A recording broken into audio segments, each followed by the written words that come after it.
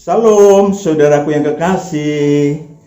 Sebelum kita memulai mendengarkan kebenaran-kebenaran ilahi, kita mendengarkan satu pujian yang saya bawakan sendiri.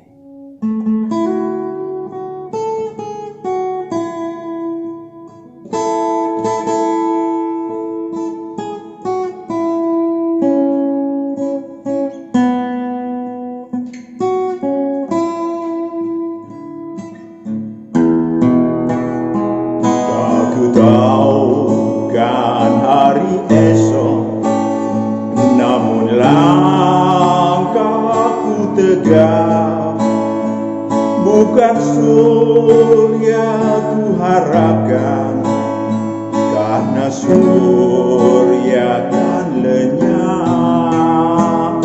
Oh, tiada ku gelisah akan masa menjelang. Ku berjalan serta Yesus, maka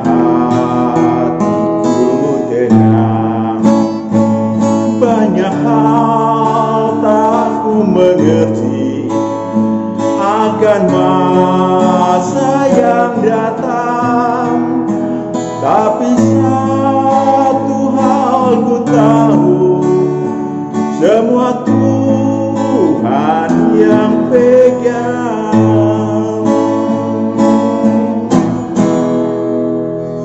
Makin teranglah perjalanan, makin tinggi aku naik, dan bebanku makin ringan, makin nampak yang baik. Di sanalah terang abadi, tiada tangis dan keluh. Di negeri seberang pelangi, kita akanlah bertemu.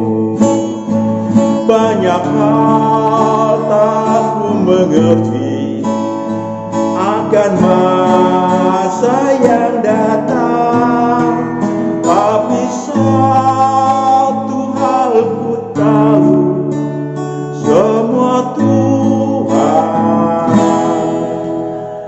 yang pegang. Perjanjian maut mengerikan. Judulnya bombastis ya. Tetapi ini bukan hoax, namun fakta kebenaran ilahi. Mungkin Anda pernah menyaksikannya di dalam kehidupan Anda. Saudaraku yang kekasih, saya akan bercerita dulu. Tadi saya melewati suatu warung, ya. Warung tersebut dahulu demikian ramai, terutama saat makan siang pada hari-hari biasa, apalagi pada waktu Sabtu dan atau Minggu. Waktu hari-hari libur, ya, mobil bisa 20, tadi cuma satu. Parkiran tak mampu untuk menampung banyaknya mobil pengunjung, saudara. Makanannya semua enak. Kalau makan di situ, jangan dibawa pulang. Kalau dibawa pulang, berbanding terbalik, saudaraku. Entah mengapa, tak enak rasanya. Sebagai pelanggan lama yang setia, saya mengenal akrab pemiliknya, seorang suami istri yang berusia 40-an.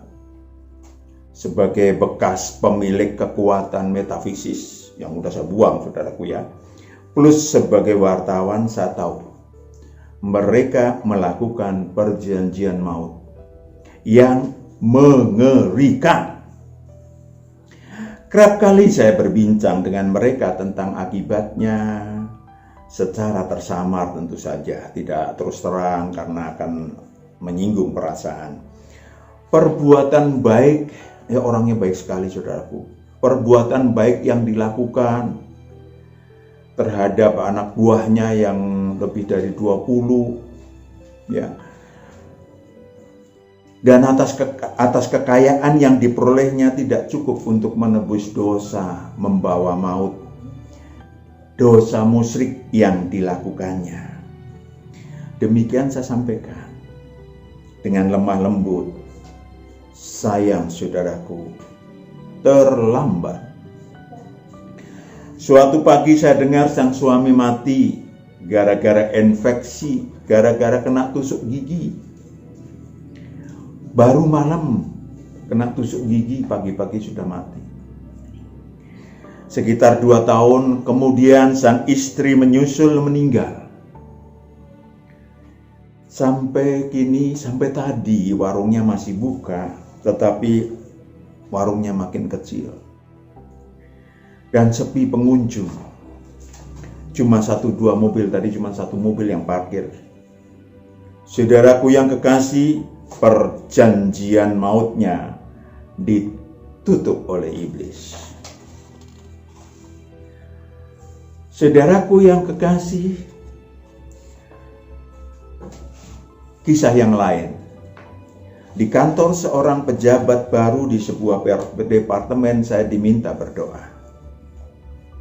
Karena kantornya terasa tak serp, tak nyaman, kata teman yang menjadi pejabat di situ. Setelah sebulan menduduki jabatannya, dia merasa nggak enak di dalam ruangan tersebut.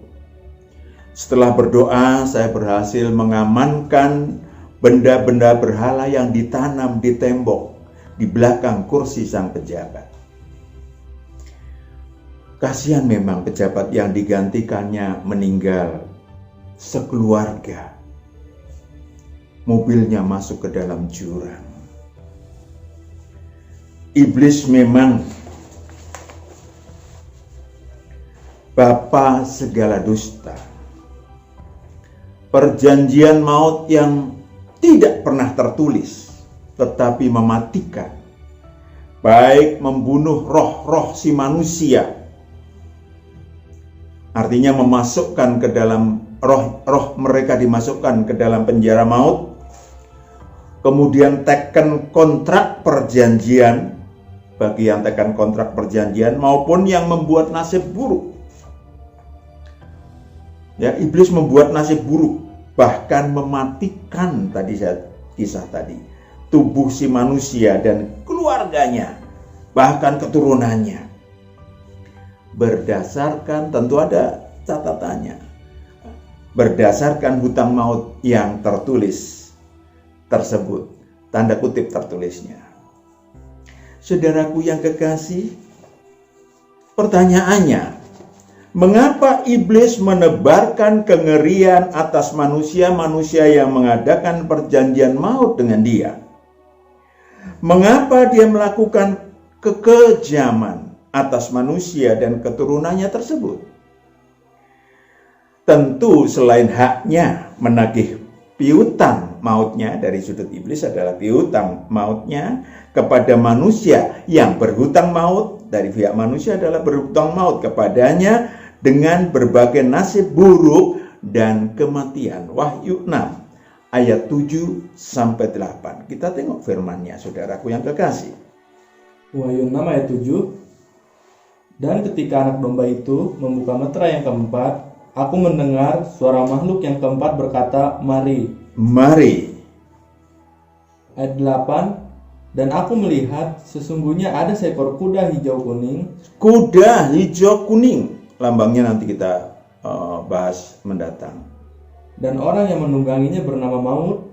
Bernama Maut. Dan kerajaan maut mengikutinya. Dan kerajaan maut mengikutinya. Maut untuk tubuh alamiah, kerajaan maut untuk roh si manusia yang mengadakan perjanjian maut. Lanjut, apa akibatnya? Dan kepada mereka diberikan kuasa atas 1/4 dari bumi. 1/4 umat manusia dari bumi. Untuk membunuh dengan pedang. Untuk membunuh dengan pedang. Dan dengan kelaparan. Dengan kelaparan. Dan sampar. Sampar, penyakit, berbagai penyakit.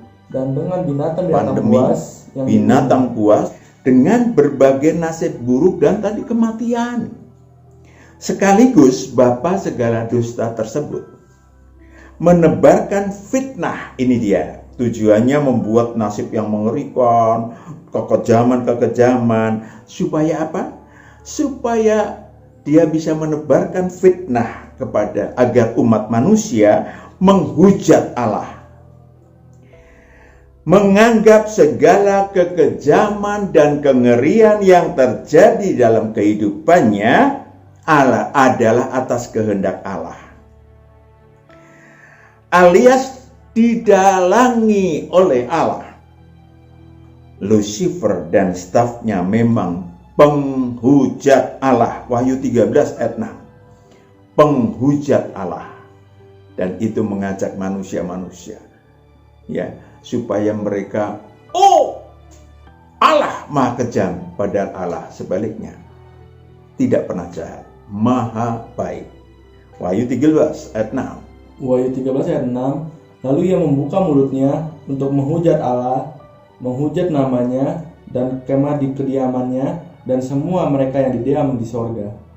Lucifer juga demikian. Wahyu 17 ayat 3.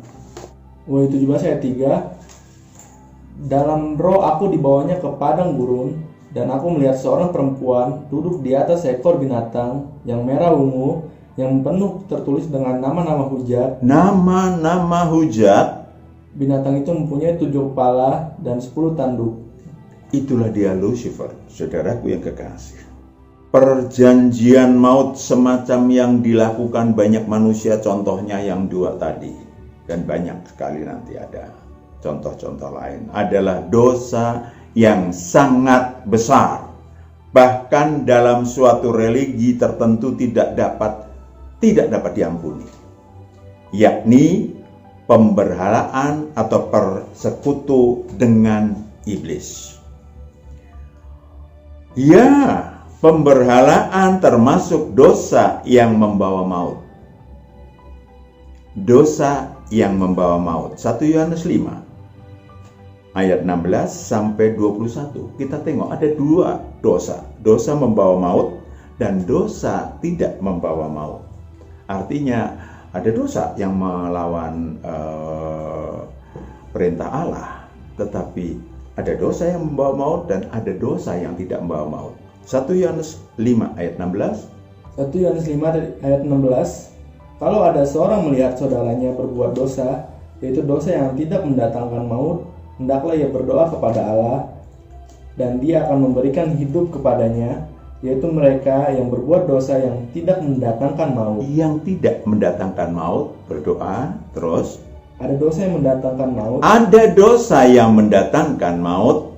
Tentang itu tidak kukatakan bahwa ia harus berdoa. Tidak cukup dengan berdoa, saudaraku. Tidak cukup dengan berdoa. Apa itu? Terus lanjut. Ayat 17. Semua kejahatan adalah dosa. Semua kejahatan adalah dosa.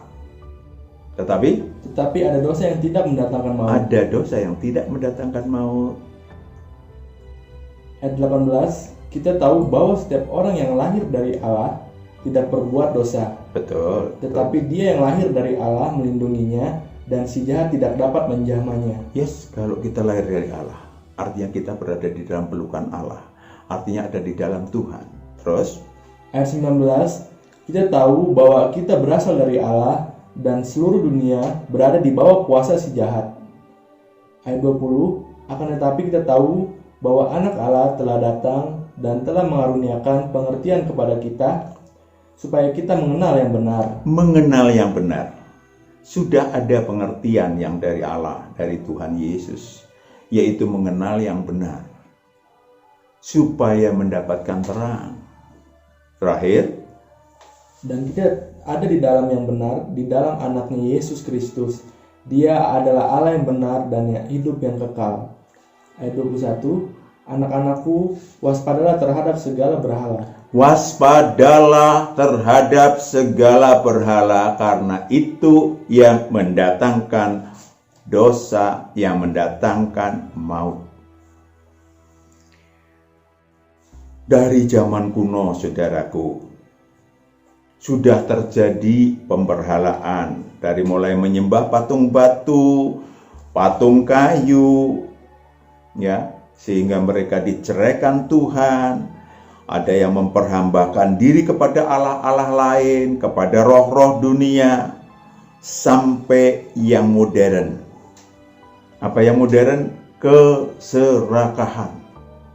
Mungkin saudara tidak memakai jimat, tetapi ada keserakahan dalam diri saudara.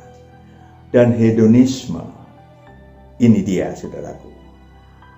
Hedonisme, Wahyu 18 ayat 3 sampai 11. Ada yang disebut sebagai keduniawian, ketergantungan pada hatinya berada di harta, keserakahan. Wahyu 18 ayat 3. Wahyu 18 ayat 3, karena semua bangsa telah minum dari anggur hawa nafsu cabulnya, dan raja-raja di bumi telah berbuat cabul dengan dia, dan pedagang-pedagang di bumi telah menjadi kaya oleh kelimpahan hawa nafsunya. Ya, semua hawa nafsu ditawarkan oleh Lucifer, oleh iblis. Kerajaan dunia ditawarkan oleh dia. Bagi yang mau menyembah dia, tentu saja tidak terlihat menyembah dia. Tetapi ketika hatimu berada di harta, maka engkau telah menyembah dia. Ketika engkau di dalam hedonisme, keduniawian, maka engkau telah menyembah dia. Karena yang memiliki kerajaan dunia adalah Lucifer. Lalu aku mendengar suara lain dari surga berkata, pergilah kamu, hai umatku, pergilah daripadanya. Jauhilah hedonisme, jauhilah keserakahan bagi orang-orang yang mau selamat, orang-orang yang mau berada di dalam Tuhan. Supaya kamu jangan mengambil bagian dalam dosa-dosanya, dan supaya kamu jangan turut ditimpa malapetaka-malapetaka. Jangan turut ditimpa malapetaka-malapetakanya yang mengerikan. Ayat 5, sebab dosa-dosanya telah bertimbun-timbun sampai ke langit. Tidak terasa saudara, kalau kita berada di dalam keserakahan, di dalam hedonisme, di dalam keduniawian, nggak terasa. Lama-lama numpuk. Lalu perhatikan. Dan Allah telah mengingat segala kejahatannya. Mengingat segala kejahatannya. And then? Ayat 6, balaskanlah kepadanya sama seperti dia juga membalaskan, dan berikanlah kepadanya 2 kali lipat menurut pekerjaannya. 2 kali lipat menurut pekerjaannya, apa yang dilakukannya, keduniawian dan lain-lain, keserakahan dan lain-lain. Lanjut. Campurkanlah baginya 2 kali lipat di dalam cawan pencampurannya. Lanjut. Ayat 7, berikanlah kepadanya siksaan dan perkabungan, sebanyak kemuliaan. Ingat saudaraku, sebanyak kemuliaan dan kemewahan yang telah ia nikmati. Ini dia. Kelihatannya enak sekarang. Ya, kelihatannya enak, kelihatannya waduh, digambarkan oleh banyak disut, bahagia. Nanti dulu, saudara sudah mendengar tadi. Lanjut. Sebab ia berkata di dalam hatinya, aku bertata seperti ratu. Saudaraku yang kekasih, perhatikan lanjutannya. Itu tidak hanya Lucifer, manusia juga demikian yang dalam keduniawian. Aku bukan janda dan aku tidak akan pernah berkabung. Oh, aku bukan janda, aku gak perlu Allah. Ya gak perlu bergabung. Apa yang kurang dalam diriku?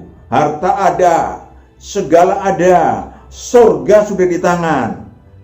Itu dia saudaraku. Lupa bahwa nanti akan kemuliaannya akan dibalaskan. Lanjut. Ayat 8, sebab itu segala malapetakannya akan datang dalam satu hari. Yes, kita mengalami saudaraku, kita melihat, ya, kita melihat kiri kanan, atas saudara ada siapapun, saya nggak mau mengatakan siapa, tetapi saudara bisa melihat sendiri, banyak yang demikian, banyak orang-orang duniawi, blok, tetapi yang siksaan yang mengerikan adalah pada rohnya. Lanjut. Yaitu sampar dan perkabungan dan kelaparan. Oh, sampar, perkabungan, anaknya meninggal, masih kecil, banyak lagi yang mengerikan. Lanjut apa? Dan kelaparan. Kelaparan. Dan ia akan dibakar dengan api. Dia akan dibakar dengan api. karena Tuhan Allah yang menghakimi dia adalah kuat. Yes. Ya, nggak ada apa-apanya saudara. Keduniawian nggak ada apa-apanya. Ada akibatnya. Ayat 11. Ayat 11. Dan pedagang-pedagang di bumi menangis dan bergabung karena dia, sebab tidak ada orang lagi yang membeli barang-barang mereka. Sekarang ini mulai, ya, di dalam pandemi COVID-19 sudah mulai terasa. Mau pamer apa? Mau pamer apa? Ya pakai mobil mewah, nggak bisa kemana-mana. Mau bersembunyi, orang kaya, banyak yang kena COVID. Tetapi urusan mereka, urusan saya dan saudara, mengingat, jangan sampai kita mengutik-ngutik, menyinggung apalagi berada di dalam apa yang disebut perjanjian maut yang mengerikan. Tahukah Anda mengapa saya sebut mengerikan? Mari kita bongkar kebenarannya. Yang pertama, Allah murka atas manusia-manusia yang melakukan pemberhalaan atau perjanjian maut dengan iblis. Allah murka, saudaraku yang kekasih. Ulangan 32. Ayat 21 sampai 25. Dari zaman dulu Allah murka atas pemberhalaan oleh manusia. Ulangan 32 ayat 21. Mereka membangkitkan cemburuku dengan yang bukan Allah. Yang bukan Allah. Mereka menimbulkan sakit hatiku dengan berhala mereka. Yes. Sebab itu aku akan membangkitkan cemburu mereka dengan yang bukan umat, dan akan menyakiti hati mereka dengan bangsa yang bebal. Bangsa yang bebal. Ya, Allah punya makhluk-makhluk statis yang akan membalaskan sakit hati Allah. Lanjut. Ayat 22. Sebab api telah dinyalakan oleh murkaku dan bernyala-nyala sampai ke bagian dunia orang mati yang paling bawah. Aduh, saudaraku, mengerikannya adalah sampai pada dunia orang mati. Tidak hanya dia tersiksa di bumi, setelah mati pun masuk ke dunia orang mati. Bahkan akan selain terkena kesukaran besar, anak-anaknya akan dibunuh oleh tadi yang makhluk statis tadi. Yang kedua, akibat dosa dan kejahatan, selain si manusia terpisah dari Allah, perhatikan penting sekali ini, si manusia bisa menjadi semakin jahat.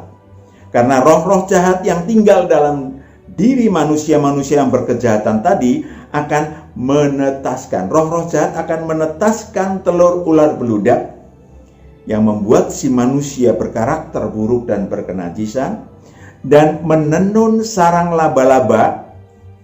Iblis membuat, saudaraku, dari dalam diri orang itu, roh-roh jahat membuat si malakama. Istilahnya adalah tidak dimakan ibu mati, dimakan ayah mati. Dalam perjalanan hidup si manusia. Ini dia yang mengerikan, saudaraku. Yang ketiga, yang terakhir, akibat perjanjian maut yang mahal harganya. Dikatakan dalam Wahyu 6 ayat 5-6, secupak gandum sedinar. Ya, 1,5 kilogram beras. 1,5 kilogram beras itu 100.000 rupiah. Itu dijual oleh iblis. Ya, oleh bapa segala dusta. Yesaya 28 ayat 15, perhatikan baik-baik. Yesaya 28 ayat 15, karena kamu telah berkata, kami telah mengikat perjanjian dengan maut. Mengikat perjanjian dengan maut. Dan dengan dunia maut. Dengan dunia maut. Kami telah mengadakan persetujuan. Mengadakan persetujuan. Biarpun cemeti berdesik-desik. Biarpun cemeti berdesik-desik, ditembak pun tidak apa-apa. Dengan kerasnya, kami tidak akan kena. Sebab kami telah membuat bohong sebagai perlindungan kami, dan dalam dusta kami menyembunyikan diri. Saudaraku yang kekasih, itu yang terjadi. Saya ingin sampaikan kepada saudara bahwa penderitaan yang sakit, menderita sakit yang mengerikan. Yesaya 28 ayat 19 sampai 20. Ya. Menderita sakit yang mengerikan gara-gara perjanjian maut tadi. Yesaya 28 ayat 19, seberapa kali ia datang, ia akan menyeret kamu, sebab pagi demi pagi ia akan datang, pada waktu siang dan pada waktu malam. Yes. Maka adalah semata-mata kengerian untuk mengerti firman yang didengar itu. Terus ayat 20, sebab tempat tidur akan kurang panjang. Tempat tidur akan kurang panjang. Untuk dipakai menghujurkan diri. Dipakai menghujurkan diri. Dan selimut akan kurang lebar. Untuk dipakai menyelubungi diri. Ya.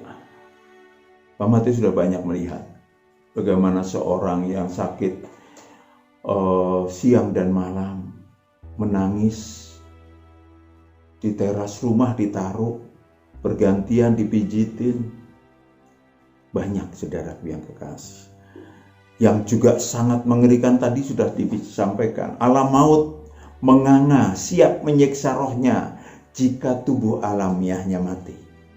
Yang tidak kurang mengerikan adalah iblis memiliki hak untuk menagih piutang mautnya selain kepada si manusia yang berhutang maut, juga kepada keturunannya yang pertama, keturunan kedua, keturunan ketiga, dan keturunan keempat dari si manusia. Keluaran 20 ayat 3-5. Ya. Perhatikan. Memang si bayi itu putih, bersih, tiada dosa seperti kertas. Tidak mendapatkan dosa, tidak membawa maut. Yes, putih. Tetapi iblis punya hak. Ini penting sekali saudara ketahui. Iblis punya hak. Maka ada bayi yang cacat, ada yang mati muda. Kenapa? Karena iblis punya hak atas piutang mautnya. Si manusia yang punya hutang maut, iblis punya hak. Keturunan pertama, keturunan kedua, keturunan ketiga, keturunan keempat. Itu bukan sewenang-wenang. Firman-Nya mengatakan, Keluaran 20 ayat 3, jangan ada padamu Allah lain di hadapanku. Ayat 4, jangan membuat bagimu patung yang menyerupai apapun yang ada di langit, di atas, atau yang ada di bumi, di bawah, atau yang ada dalam air di bawah bumi.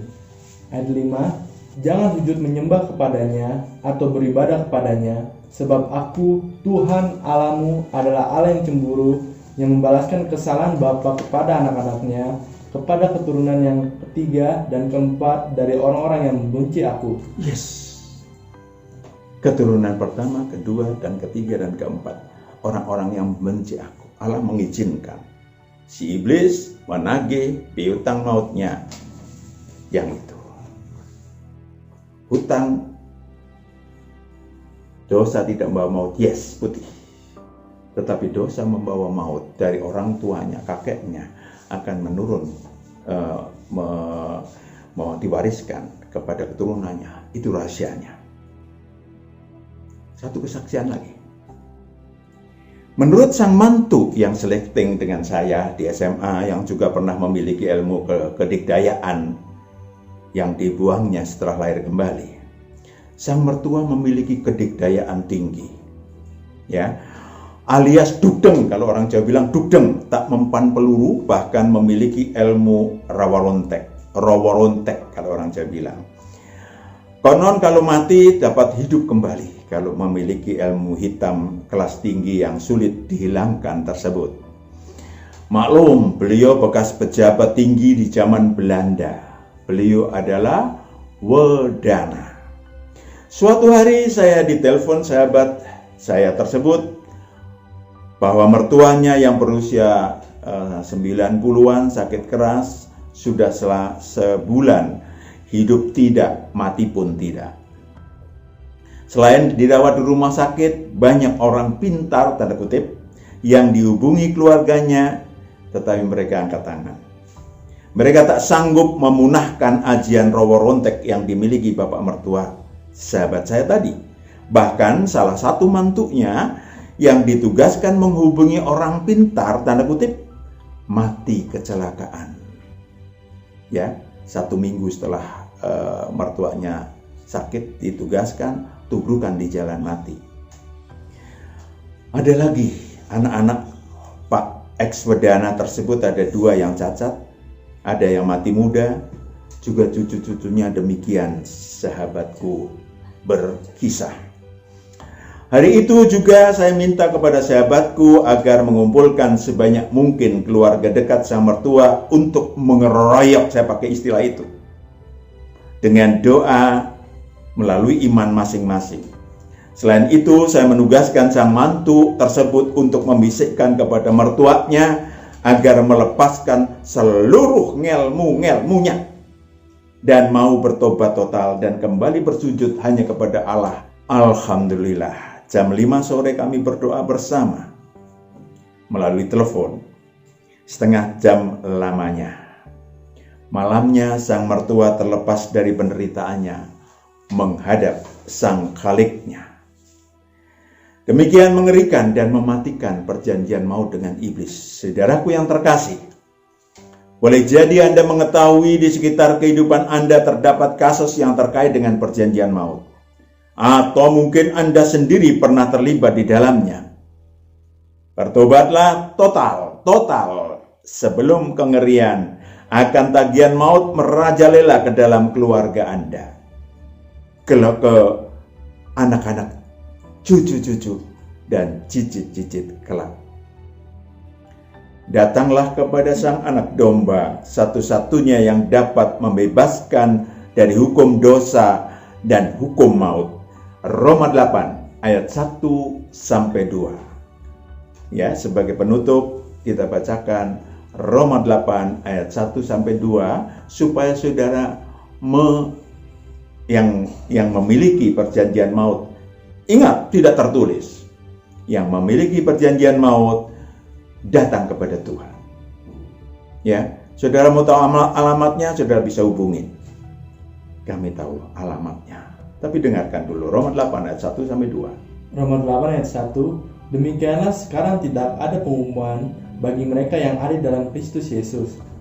Ayat 2, Roh yang memberi hidup telah memerdekakan kamu. Roh yang memberi hidup telah memerdekakan kamu Dalam Kristus. Di dalam Kristus. Dari hukum dosa. Dari hukum dosa. Dan hukum dosa maut. adalah melanggar hukum Taurat yang dianut, dan hukum maut tadi. Ya, ketika saudara memiliki ilmu hitam, ilmu putih, sami mawon, maka saudara akan ditagih dengan kengerian. Buru-buru saudara datang kepada Sang Kristus yang dapat menghapuskan hukum dosa dan hukum maut.